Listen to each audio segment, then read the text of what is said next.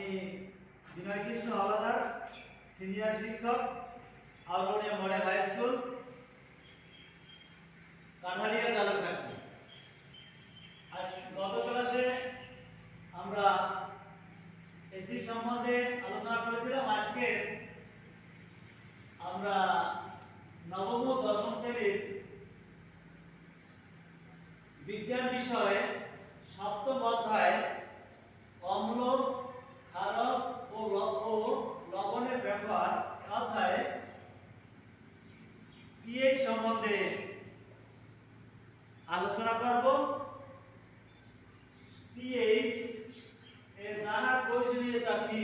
PH জানার প্রয়োজনীয়তা, pH আমাদের জানার প্রয়োজনীয়তা সম্বন্ধে আলোচনা করব।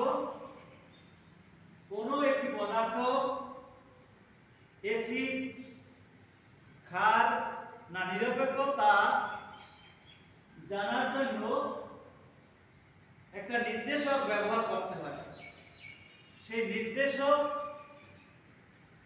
পরিমাণ করে পদার্থটি অ্যাসিড না অম্ল, সেই নির্দেশকটি পরিমাণ করে এর পিএইচ জানা আমাদের প্রয়োজন। কোন পদার্থ বা কোন জলীয় দ্রবণ নিরপেক্ষ যদি হয়, অ্যাসিডও না অম্লও না, বিশুদ্ধ পানি নিরপেক্ষ হবে, তার পিএইচ এর মান হয় 7। পিএইচ সমান 7 নিরপেক্ষ মান। কোন পদার্থ অ্যাসিডও না অম্লও না, শুধু নিরপেক্ষ, সেই নিরপেক্ষ বলতে নিরপেক্ষ পিএইচ এর মান আছে 7। তাহলে যদি এই অ্যাসিডের মান, কোন পদার্থের অ্যাসিডের মান 7 এর চেয়ে কম হয়, তাহলে পদার্থটি হবে অম্ল বা অ্যাসিড ধর্মী। আর পিএইচ এর মান যদি 7 এর চেয়ে বেশি হয়, তাহলে পদার্থটি হবে ক্ষার ধর্মী। তাহলে আমরা এর থেকে বুঝতে পারি যে পিএইচ সমান 7, কোন পদার্থের পিএইচ সমান 7, পদার্থটি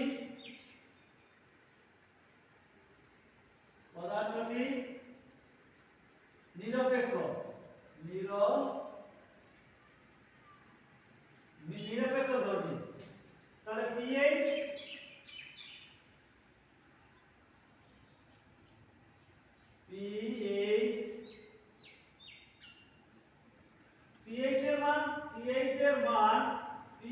এর মান 7 এর চেয়ে কম হলে, পিএইচ এর মান 7 এর চেয়ে কম হলে পদার্থটি হবে অম্ল বা অ্যাসিড ধর্মী।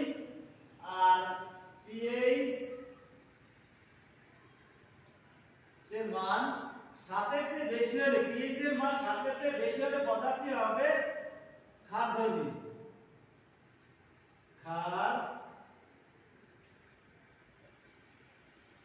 ক্ষার ধর্মী। আর এটা আছে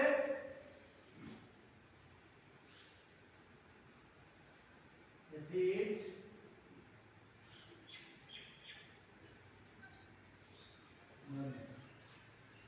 তাহলে আমাদের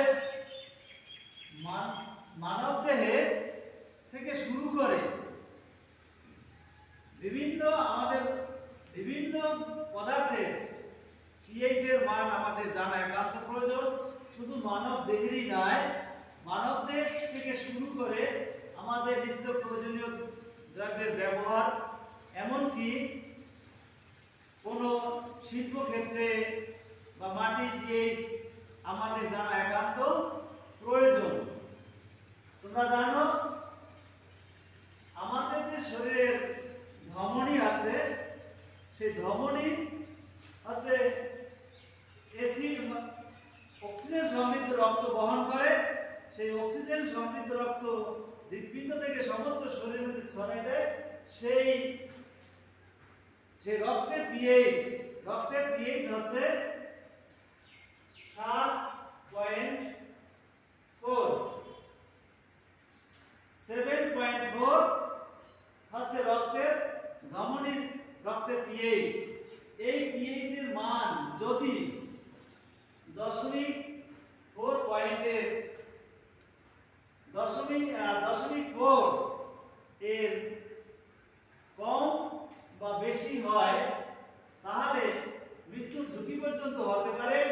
পিএইচ 0.7 যদি বেড়ে যায়, দশমিক পিএইচ রক্তের পিএইচ যদি 0.4 এর বেশি হয় তাহলে সেটা হবে সামান্য ক্ষারধর্মী, এবং এই ক্ষারধর্মী হলেই সেটা হবে মৃত্যুর ঝুঁকি পর্যন্ত হতে পারে। আমাদের লালা জিহ্বার যে লালা খাদ্য দ্রব্য যে আমাদের পিচ্ছিল করে গলদকরণ, সেই লালার পিএইচ হচ্ছে 6.6। লালার পিএইচ, জিহ্বার লালার পিএইচ হচ্ছে 6.6। আমাদের আমাদের যে খাদ্যদ্রব্য পাকস্থলীতে হজম হয়, সেই পাকস্থলীর খাদ্যদ্রব্য হজম করতে সেই পিএইচ এর মান হচ্ছে 2। কারণ এর আশ্চর্য হবার কিছুই নেই যে পিএইচ এর মান খাদ্যদ্রব্য হজম করতে লাগে 2। তা সেখানে যদি 2 এর কম বা বেশি হয়, সামান্য হেরফের হলে সেখানে আমাদের বদহজম হওয়ার সম্ভাবনা আছে। এবং সেই 2 হলে সেটা একটা শক্তিশালী অ্যাসিডের পরিমাণ নির্দেশ হয়, যেমন হাইড্রোক্লোরিক অ্যাসিডের সমান সেখানে পিএইচ এর পরিমাণ হয় 2। তাহলে আমাদের যে প্রস্রাব, সেই প্রস্রাবের যে একটা পিএইচ আছে, সেই প্রস্রাবের পিএইচ পর্যন্ত আমাদের জানা দরকার। সেখানে খুশি হয়েছে 7 এর কম থাকা প্রয়োজন প্রস্রাবের পিএইচ। তাহলে আমরা আজকে পিএইচ সম্বন্ধে জানলাম। পিএইচ 7 হচ্ছে নিরপেক্ষ। বিশুদ্ধ পানির জলীয় দ্রাবণের পিএইচ 7 যদি হয় পদার্থটি হবে নিরপেক্ষ, আর 7 এর কম হলে সেটা অ্যাসিডধর্মী হবে, ফসলের ক্ষেত্রে সেটা খারাপ। আর পিএইচ 7 এর বেশি হলে সেটা হবে ক্ষারধর্মী।